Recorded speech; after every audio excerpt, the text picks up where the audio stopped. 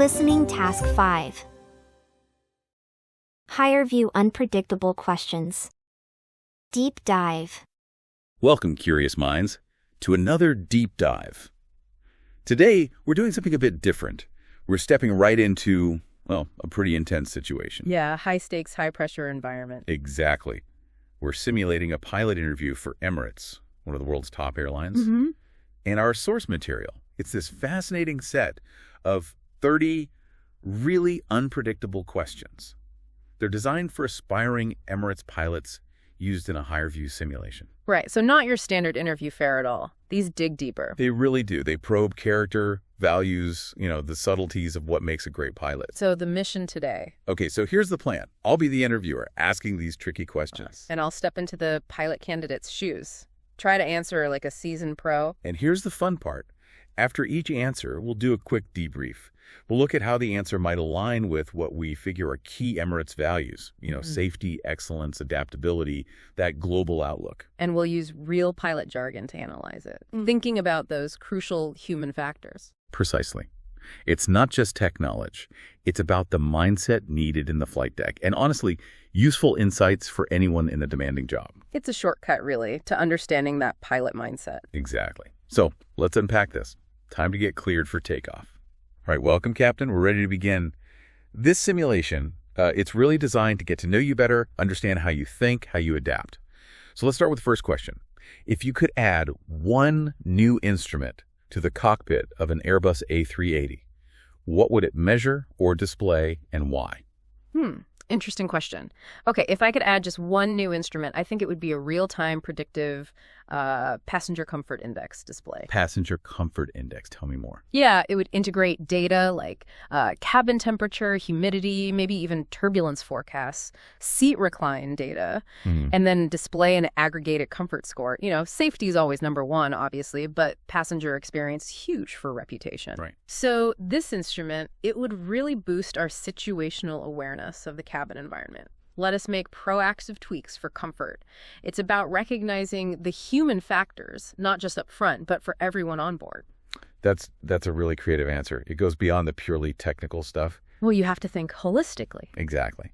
And the insight here, I think, is that real innovation often bridges different areas like flight mechanics and passenger experience.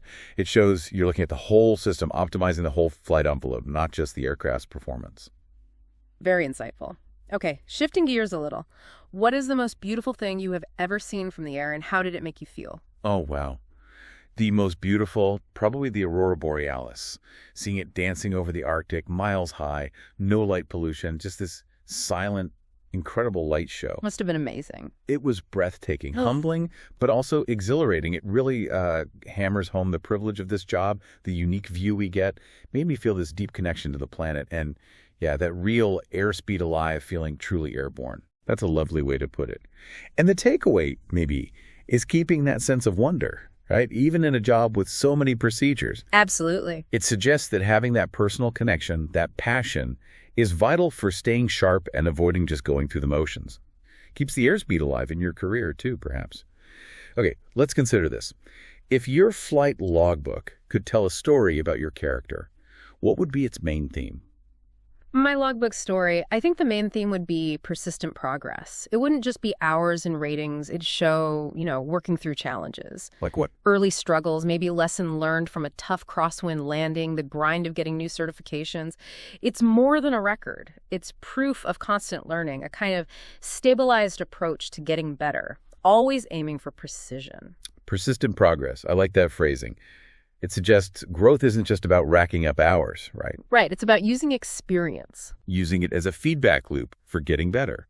Every flight path, personal or professional, is always being refined by what you learn. Building mastery, one flight at a time. Good stuff. Okay, here's a more abstract one for you. How is a flight like a piece of music? What role does the pilot play in the orchestra? Oh, that's interesting. A flight like music. Yeah, I can see that. It has structure, harmony. From the detailed pre-flight grooving, which is like tuning up, to the hopefully graceful, stabilized approach and landing. There's a rhythm, a tempo. In the pilot's role. The pilot, we're the conductor, definitely. We have to ensure all the instruments, the aircraft systems, ATC, the cabin crew are all playing together in harmony. Our job is that coordination, making sure it's a smooth performance for everyone, avoiding any metaphorical controlled flight into terrain because of poor teamwork. The conductor. That's a powerful image. It really speaks to leadership, doesn't it? I think so. Synthesizing all these different parts, it highlights how crucial CRM crew resource management is. Collaboration and communication are just as vital as knowing how to fly the plane for a safe, harmonious operation. Okay. Emirates connects people from all over the world. Tell me about a time a personal connection you made changed your perspective. A personal connection. Okay, I remember on a layover once, I struck up a conversation with a local artisan. She spoke very little English. I spoke none of her language, but somehow, through her craft, she conveyed so much about her community's history. Wow. It really shifted my view on how deep culture runs and how universal that drive is, to create and connect. It made me realize that crossing country borders isn't just geographical. It's about opening up to different human experiences. It definitely broadened my global mindset. That's a fantastic example of cultural intelligence. And those diverse perspectives. Especially today. Especially in a global world, and certainly for an airline like Emirates. It builds adaptability, a wider view beyond just the cockpit, helps connect with diverse crews and passengers. Dubai is known for turning the impossible into reality. What is a personal impossible goal you have achieved? My personal impossible. Probably transitioning into aviation. I came from a completely different field later in life, no family connections to flying at all. That's a huge leap. It was. Took immense dedication, serious financial hurdles, pushing past a lot of self-doubt. Felt like I was really pushing the flight envelope of my own limits. There were times I nearly executed a go-around, gave up. But breaking it down phase by phase, I got there. Achieved what people said was impractical. That really shows ambition, but also resilience. The insight, achieving the impossible isn't just about big dreams. No, it's about the grind. It's about grit, strategic thinking, navigating the bumps, like good contingency planning, breaking a huge goal into manageable steps, and having the strength to recover from setbacks. Powerful story. What is a non-aviation book you've read that you believe has made you a better potential pilot? Recently, I read Thinking Fast and Slow by Daniel Kahneman. It's all about cognitive biases, how we make decisions. Oh, yeah, great book. How did it help you as a pilot? Well, it really highlighted the traps of relying just on gut feelings or shortcuts in thinking, emphasized the need for deliberate, data-driven cross-check, especially under pressure. It deepened my understanding of the human factors in judgment, absolutely critical for making sound decisions, whether you're managing complex systems or working with a diverse crew. That's a great connection. It shows that being curious beyond your specific field can directly boost performance. You have to keep learning. Right. It demonstrates that systems thinking approach, applying knowledge from different areas to improve things like threat and error management. Really valuable. Yeah. Okay, if we replace the pre-flight checklist with a pre-flight philosophy, what would be the 3 most important principles on it? A pre-flight philosophy. Okay, 3 principles. First, assume nothing. That forces thorough cross-checking, fights complacency. Good one. Second, anticipate, don't react. That means proactive contingency planning, thorough risk assessment before anything happens. Makes sense. And third, always be learning. Emphasize that constant feedback loop from experience, staying humble. This philosophy, I think, builds a deeper, proactive safety mindset. Goes beyond just ticking boxes. It's a commitment. Those are strong. Assume nothing, anticipate, don't react, always be learning. Right. It shows discipline isn't just following rules, it's internalizing the why. It points to a proactive safety culture, dedication to improvement. Every action comes from understanding the purpose, not just memory. All right, this next one's a bit different. Sell me this pen, but sell it to me as if I were a nervous first-time flyer and you are the captain. Adopts a calm, reassuring tone. Okay. Good morning. Welcome aboard. I understand this might be your first flight with us, and it's perfectly normal to feel a little anxious. See this pen? It's a lot like your journey today. Reliable, smooth, designed for clarity. Just like this pen makes sure every word is clear, my team and I ensure every single detail of your flight is precisely managed. We have everything under positive control. You're in very good hands, and we're here to make sure you're comfortable and feel secure right from this gate to your destination. Wow. Okay, Captain. Pen sold. That was a brilliant display of empathy and customer focus. You have to connect with people. Absolutely. The key takeaway is how powerful calm, reassuring communication is, especially when someone's anxious. It shows you can manage the human factors of passenger nerves, instilling confidence, maintaining positive control over the experience, not just the plane, leading with calm assurance. Very well done. How do you find calmness in a world full of noise and distractions, both on and off the flight deck? On the flight deck, it's about disciplined focus. You have to prioritize information, filter the noise, maintain sharp situational awareness despite everything going on. Then off-duty. Off-duty, it's intentional decompression. Maybe exercise, quiet time, nature, whatever works to manage that constant feedback loop of external stuff. Both require conscious effort. You need to be sure you're mentally cleared for takeoff, make sure distractions don't become threats. That really speaks to effective stress management, doesn't it? That discipline of focus. It's crucial. And the insight for everyone, really, is that finding calm isn't passive. It's an active process. Whether you're flying a plane or managing a project, filtering noise and keeping that situational awareness is key for good decisions. What can pilots learn from watching professional athletes or sports teams? Oh, a huge amount. Primarily, I think it's about relentless debriefing. Athletes and teams constantly analyze performance, look for those tiny improvements, execute precisely under pressure. Yeah, the marginal gains idea. Exactly. And team sports. That's CRM in action. Synchronized teamwork, clear talk, adapting strategies on the fly. It's about having a shared flight path towards excellence, pushing limits, understanding that every practice counts on game day. That's a great parallel. The core idea is that continuous improvement in sports or aviation relies on rigorous debriefing and teamwork. Absolutely. Discipline, teamwork, chasing those small improvements, universal principles for high performance anywhere. Okay, let's try this one. If you had to explain a complex aerodynamic principle like lift to a 10-year-old child, how would you do it? Lift. For a 10-year-old. Okay. I'd say, imagine sticking your hand out of a moving car window. Feel the air rushing past. Now, if you tilt your hand up slightly, just right, what happens? It wants to float up. Exactly. That's because the air going over the curved top of your hand has to travel faster than the air underneath. Faster air means lower pressure on top, so the higher pressure underneath pushes your hand up. That push, that's lift. It's one of the basics of flight that lets giant planes float like birds. That's brilliant. Clear, simple, uses an experience they can relate to. Gotta make it tangible. Right. And the insight is the value of communication clarity. Being able to break down complex systems knowledge makes you a better teacher, a better problem solver, and ensures everyone understands the briefing. Crucial skill. What is a bigger risk? Trying and failing, or never trying at all? Relate this to a decision you've made in your life. In my view, never trying is definitely the bigger risk. Trying and failing. That gives you invaluable data, information for your feedback loop, lets you make a trajectory correction. Never trying just guarantees you stay put. Can you give an example? Sure. Early in my career, I had a chance to take on a tough leadership role way outside my comfort zone. I went for it, stumbled a bit, definitely made mistakes.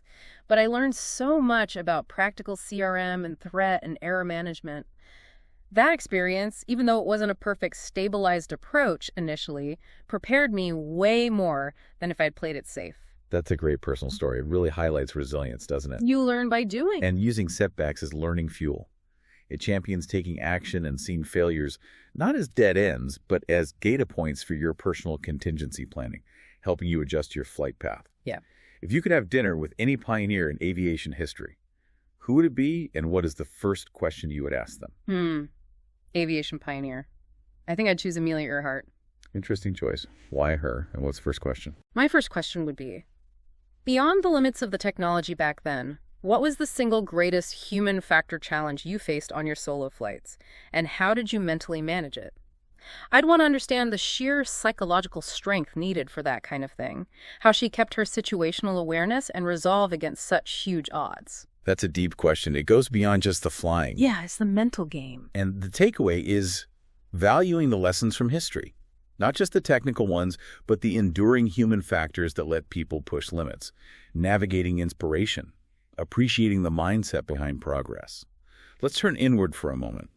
What does the word home mean to you, especially when considering a career that involves constant travel? Home. For me, it's less about a specific place on a map. It's more about where my core values are grounded, where my family and closest connections are. It's a feeling, a place to recharge. So how does that work with constant travel? Well, it means you have to actively cultivate that sense of stability, regular communication, specific routines when I am physically home. It's about creating a personal, global routing that fits both my job and my personal foundation. You need that work-life balance for long-term resilience. That's a very adaptable, resilient way to look at it. The insight is that in a mobile world, defining home by values and relationships is key. Keeps you grounded. Exactly. It highlights the effort needed to manage a global lifestyle, create personal anchors. Designing a stable base, regardless of your global routing. Describe the sound of a safe and successful landing using only 5 words. Pauses thoughtfully. Okay, 5 words. Smooth, quiet, firm, gentle, secure. Smooth, quiet, firm, gentle, secure. Wow. That's incredibly precise and evocative. It's a feeling as much as a sound. Yeah, and the insight here is that meticulous attention to detail, that sensory awareness, it shows real mastery. The stabilized approach, ending not just in hitting the numbers, but in this almost poetic execution. Every micro adjustment leading to a flawless result. Thinking about training future pilots, if you were responsible for designing a new training module, what non-technical skill would you focus on? A non-technical skill. I'd focus heavily on advanced cultural intelligence and empathy, specifically for crew resource management, especially for an airline like Emirates with such a global crew and passenger mix. Go beyond the basics. Definitely. Practical scenarios, how to build rapport quickly, understand different communication styles under stress, how to leverage cultural differences as a strength for better CRM and threat and error management in a multinational cockpit. That's incredibly relevant. The insight is how crucial those deep human factors skills are in a globalized profession. It's not just about flying the plane. Right. It emphasizes continuous learning beyond the manuals, prioritizing skills for effective CRM and seamless briefing for a global crew. Very important. What is a common assumption people make about pilots that you believe is incorrect? A common one is that pilots are just technical experts, always calm, cool, detached automatons. The steely-eyed missile man stereotype? Sort of, yeah. While technical skill is paramount, the job demands huge human factor skills. Emotional intelligence, adaptability, constant decision-making under pressure, often with incomplete info. We're not robots following a script. We're leaders, problem solvers, communicators managing complex systems knowledge in dynamic situations, always seeing beyond the flight plan. That's a really important clarification. The takeaway is challenging stereotypes, recognizing the complexity. It's multifaceted. True expertise blends technical mastery with sophisticated human factors. Leading, adapting, judging under pressure, far more than just following rules. Okay, if you were a flight route, which 2 cities would you connect and why? If I were a flight route, okay, I'd connect Dubai and Medellin, Colombia. Dubai and Medellin. Interesting combination. Why those 2? Dubai represents ambition, innovation, global connection. Medellin, to me, symbolizes incredible resilience, transformation, vibrant culture, a city that overcame huge challenges.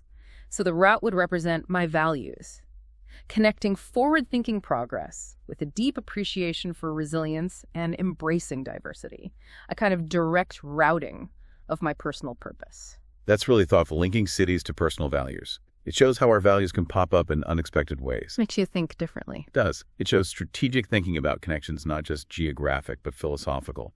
Your own flight path as a direct routing of purpose. I like it. Beyond safety and efficiency, what is the third most important responsibility a pilot has to their passengers? The third most important responsibility, after safety and efficiency, I believe it's fostering a profound sense of trust and peace of mind. Trust. Explain that. Passengers entrust us with their lives, their journeys, often during really significant moments for them. Our demeanor, our communication, the whole cabin atmosphere needs to reinforce that trust. It's about ensuring their passenger comfort index includes their emotional state, helping them feel secure, respected. We're not just flying, we're building confidence above the clouds. That's an excellent point, focusing on the passenger's psychological well-being. It matters a lot. And the insight for any service role is that trust goes beyond just delivering the product. It's the emotional intelligence, managing the human factors of the customer experience, going above the clouds for service. How do you maintain a sense of wonder and curiosity in a profession that is highly procedural and repetitive? It's about actively looking for the nuances within every single flight envelope, because really, no two flights are identical, even on the same route. Changing weather, different crews, the unique passenger mix, always subtle variations. I consciously look for new details, a cloud formation, a unique ATC interaction. And I embrace continuous learning, always digging deeper into systems knowledge or mastering a new procedure. It's about actively exploring the flight envelope of everyday work with fresh eyes. Fights complacency. That speaks directly to passion, finding novelty in routine. The insight is that staying engaged in structured work requires cultivating internal curiosity, You have to choose to see it. a deliberate effort to explore the flight envelope of daily tasks, finding growth even when the process seems the same. Tell me about a time you got completely lost. What did you do and what did you learn? Lost. Okay. Once hiking solo in unfamiliar mountains, I took a wrong turn. Dense fog rolled in, completely lost the trail. My first reaction, adrenaline spike. Oh, yeah. Real deviation from flight path. What did you do? Stopped. Took a breath. Got out the map and compass. Systematically retraced my steps back to the last known certain point. I learned the absolute critical importance of staying calm under pressure, the value of solid navigational skills, and that admitting you're lost and finding a known point is way safer than just pushing on blindly. A powerful lesson in real-life contingency planning. That's a great story of problem solving and resilience. The insight is staying calm during that deviation from flight path, literal or not. Panicking doesn't help. Right. Effective navigational skills mean knowing how to assess, adapt, and get back on course when things go sideways. Presence of mind is key. Emirates cabin crew are from over 130 nationalities. How would you build a strong professional relationship with a crew member whose culture is very different from your own in the first 10 minutes of meeting them? First 10 minutes. Even before the formal briefing, I'd focus on respect and clarity. Start by learning their name. Pronouncing it correctly shows immediate respect. Small thing, big impact. Huge. Then maybe ask open-ended questions about their journey to Emirates, a positive experience from their last flight. Show genuine interest, but don't pry. Crucially, clearly establish roles and expectations for the flight. Make sure we have a shared understanding of our flight path. That rapid rapport, mutual respect, it's foundational for good CRM with a global crew. That shows excellent cultural intelligence, immediately focusing on rapport. Teamwork starts instantly. And the key insight is that effective teamwork in diverse settings starts with intentional, respectful engagement right away. Proactively building that CRM foundation that goes beyond cultural differences. Setting up a smooth briefing for a global crew. What is more important for a pilot? Intuition or data? Explain your reasoning. Ooh, intuition versus data. They're both critical, but data has to be the foundation. Intuition is like the experienced cross-check. How do you mean? Raw data instruments, checklists, procedures. That's the objective reality, the factual flight path. Intuition, built over thousands of hours, helps with rapid pattern recognition. It might flag something odd before the data screams warning. It's that gut feel that makes you look closer at the raw data. A good pilot learns to balance and cross-check both. Let intuition guide where to look, but let data confirm the decision for the best flight path and threat and error management. That's a really balanced, nuanced take. The insight is that top decision-making, especially under pressure, needs both. They work together. Experience-driven intuition rigorously cross-checked against objective data, leveraging the art and science of judgment, ensuring raw data informs the gut feel and vice versa for the safest, most effective flight path. If you could give one piece of advice to your 18-year-old self, what would it be? My 18-year-old self. I'd say embrace every chance to learn, especially stuff outside your comfort zone, and view every setback not as failure, but as crucial data for improvement. Oh, and focus on developing your human factors skills, emotional intelligence, communication, adaptability, just as much as the technical stuff. That approach will set you on a much better trajectory correction for your whole life, really. That's solid advice. The insight is adopting that growth mindset early on. Wish I'd known it then. Self-reflection, wisdom, gain crucial for navigating your personal and professional trajectory correction. Turning challenges into learning, not roadblocks. What is a stereotype about your own nationality, and how do you consciously work to either prove or disprove it? A stereotype about my nationality. Maybe a perceived reservedness or formality. And while I definitely value professionalism, I actively work against the idea that this means being cold or unapproachable, especially in the cockpit. How do you do that? I make an extra effort to foster open communication, really engage in the briefing and debriefing, make sure the crew feels comfortable speaking up. It's about ensuring real CRM, breaking through the sound barrier of any initial assumptions, leading with transparency and collaboration, not formality. That's a great example of self-awareness and actively countering stereotypes. The insight is how proactive effort builds bridges and boosts teamwork. You have to be intentional. Right. Breaking through the sound barrier of preconceived notions to build genuine CRM in diverse teams. Prioritizing good communication over stereotypes. Describe a time you felt truly anonymous. How does that feeling relate to the responsibility of wearing a pilot's uniform? Truly anonymous. I felt that way once backpacking solo through a really remote area. Nobody knew me, my job. It was freeing, personally. But wearing the pilot's uniform, that's the complete opposite of anonymous. It's a constant, visible symbol of trust, responsibility the airline's values. It demands piloting with integrity every second you have it on. Understanding that my actions reflect not just on me, but on Emirates. That uniform is a privilege, a symbol of immense responsibility, way beyond personal recognition. That's a powerful contrast between personal feeling and professional identity. The insight is the weight of responsibility that comes with a trusted role. It's significant. Piloting with integrity means knowing you represent something bigger. The uniform symbolizes trust, accountability, demanding professionalism and commitment far beyond being anonymous. What is a small detail that can make a big difference in the outcome of a flight? A small detail, huge difference. Okay, how about the proper sealing of a single access panel during the pre-flight walk-around? Seems tiny, right? Yeah, easy to overlook maybe. But if it's not latched right, could cause aerodynamic drag, inefficiencies, maybe even a structural issue in flight. It just hammers home the need for absolute checklist discipline, meticulous cross-check, and that deep attention to detail, treating every single micro adjustment as potentially having a macro impact on the flight envelope and safety. That's a perfect concrete example. The key insight is that in high-stakes work, success relies on unwavering attention to detail, a pre-flight checklist mindset. Every detail matters. It shows how the tiniest micro adjustments or overlooked items can have massive consequences for the whole flight mission. Okay, almost there. If the autopilot could handle 100% of the technical flying, what would the pilot's job become? If autopilot did 100% of the flying, the pilot's job would shift entirely to being the ultimate system manager, leader, and decision maker for the unexpected. So not obsolete. Absolutely not. It'd be about maintaining intense situational awareness of the whole flight envelope, not just the controls. Our role becomes peak threat and error management, assessing human factors, managing crew resources, dealing with ATC, dynamic weather, making strategic calls to ensure the safest, most efficient flight path, especially if automation fails or something weird happens. The human factors would be more critical, not less. That's a really insightful, future-focused view. The core idea is that even with total automation, those critical human factors, leadership, judgment, threat, and error management, become even more crucial. The human is the final backup, the ultimate manager. The pilot becomes the ultimate orchestrator, managing complexity and uncertainty in that automated world. Fascinating. And finally, if your career at Emirates is a great adventure, what would you name the first chapter? The first chapter of my Emirates adventure, I'd call it Beyond the Horizon, a New Bearing. Beyond the Horizon, a new bearing.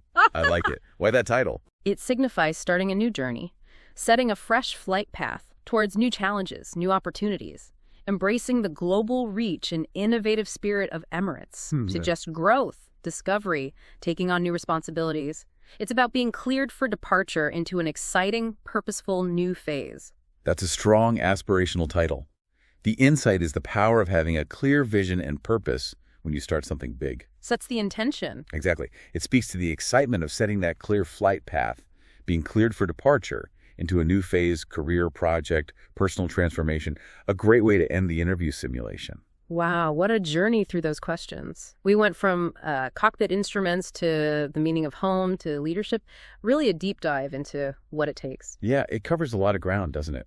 Far beyond just technical skill. Absolutely. What really stood out is that blend technical ability matched with these vital human skills. Empathy, adaptability, that meticulous attention to detail, leadership, a truly global mindset. And these aren't just for pilots, right? These are skills anyone needs to navigate complex situations. Totally agree. Whether it's a boardroom or just managing daily life, And what's interesting is how these questions force that deep self-assessment. You have to really think about your values, how you handle challenges, understanding things like situational awareness, CRM, solid contingency planning. It's not just for the interview. No, it shapes your whole approach. Exactly. It shapes your entire professional flight path, every decision. True expertise isn't just knowing answers, it's knowing how to think, adapt, and lead under pressure. Well said. So for you listening, what flight levels did this take your thinking to? Did you do any systems checks on your own goals or values? Good questions to ponder. Yeah. If your own life or career is a complex flight mission, maybe think about this. What's one crucial instrument you need to fine-tune right now? Or what's one contingency plan you need to develop to make sure you maintain a positive rate of climb towards whatever's next for you? Something to think about. Definitely. Thanks for joining us on this pretty unique deep dive. Hope it helped you get cleared for your own personal takeoff. Until next time.